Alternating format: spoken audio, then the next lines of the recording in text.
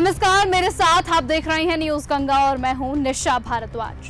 भगवान श्री राम की जन्मभूमि एक बार फिर से बड़े धार्मिक और प्रशासनिक फैसलों की वजह से सुर्खियों में है। प्रशासन ने ऐलान किया है कि राम नगरी को पूरी तरह मांस और मदिरा मुक्त क्षेत्र घोषित किया जाएगा। रामपथ, धर्मपथ, 14 कोसी और पंचकोसी परिक्रमा मार्गों पर मांसाहारी वस्तुओं की बिक्रियों पर पूर्ण प्रतिबंध लगा दिया गया है। आदेश का उल्लंघन करने वालों के खिलाफ सख्त कानूनी कार्रवाई की चेतावनी तक दे दी गई है। खाद्य सुरक्षा उपायुक्त मानिका चंद सिंह स्वयं निरीक्षक में जुटे हुए हैं और जिन दुकानों पर मांस, मछली या अंडे बिकते पाए गए उन्हें 7 दिन के अंदर ही दुकान बंद करने का निर्देश कहें या अल्टीमेटम कहें दे दिया गया है। धरती पर 14 कोसी और पंचकोसी परिक्रमा पर जो है नॉनवेज की जो भी मीट शॉप है उनको बंद कराया जाए। उसी के क्रम में जो है कल टीमों का गठन किया गया था, जिसमें खाद्य सुरक्षा और प्रशासन की टीम थी, नगर निगम की इन्फोर्समेंट की टीम थी और पुलिस प्रशासन की मदद से हम लोगों ने लगभग 22 दुकानों का जो है 14 कोसी, पंचकोसी और यह रामपथ जो है कार्रवाई की है। उनको हिदायत भी दिया गया है कि 1 सप्ताह के अंतर्गत वो अपना यहाँ से सेटअप हटा लें, अन्यथा फूड सेफ्टी एक्ट के तहत उनकी कार्रवाई की जाएगी। अगर जो नहीं मानेगा तो उनके खिलाफ FIR भी लॉन्च की गई। ये फैसला धार्मिक मर्यादाओं और श्रद्धालुओं की भावनाओं को ध्यान में रख कर लिया गया, लेकिन इसकी टाइमिंग पर कई बड़े सवाल उठे।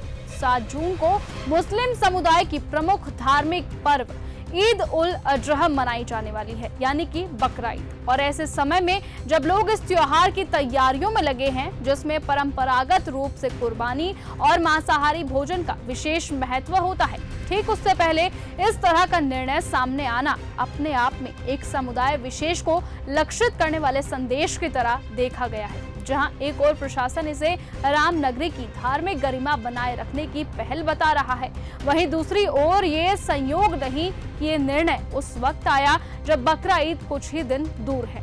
सवाल ये भी है कि क्या धार्मिक भावनाओं की आड़ में एक विशेष धर्म के सांस्कृतिक अधिकारों को सीमित करने की कोशिश की जा रही है। सीएम पोर्टल पर की गई शिकायतों और नगर निगम के प्रस्ताव के आधार पर यह फैसला लिया गया, लेकिन इसकी टाइमिंग केवल संयोग है। ये एक बड़ा प्रश्न चिन्ह बनकर खड़ा उठा है।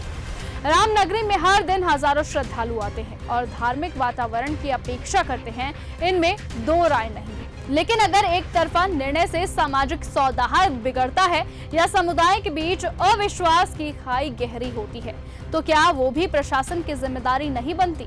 आने वाले दिनों में निरीक्षण और निगरानी और कड़ी हो जाएगी, लेकिन क्या ये निगरानी निष्पक्ष होगी या फिर धार्मिक पहचान के आधार पर लक्षित कार्यवाही का चेहरा बनेगी? इस फैसले ने अयोध्या की पवित्रता और प्रशासन की नीयत दोनों पर बड़े सवाल खड़े कर दिए हैं। धार्मिक गरिमा और धार्मिक समानता दोनों के लिए बीच संतुलन बनाए रखना क्या हमारे लोकतंत्र का मूल दायित्व नहीं है?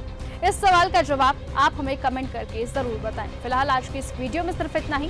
देश और दुनिया की तमाम बाकी खबरों से ऐसे ही जुड़े रहने के लिए आप बने रहें और देखते रहें न्यूज गंगा। नमस्कार। ऐसी ही खबरों को सुनने और देखने के लिए सब्सक्राइब करना बिल्कुल मत भूलिएगा चैनल न्यूज गंगा। खबरें अच्छी लगी तो लाइक का बटन दबाना बिल्कुल मत भूलिएगा। कमेंट बॉक्स में टाइप भी कर सकते हैं और हाँ, शेयर करना भी बिल्कुल मत भूलिएगा।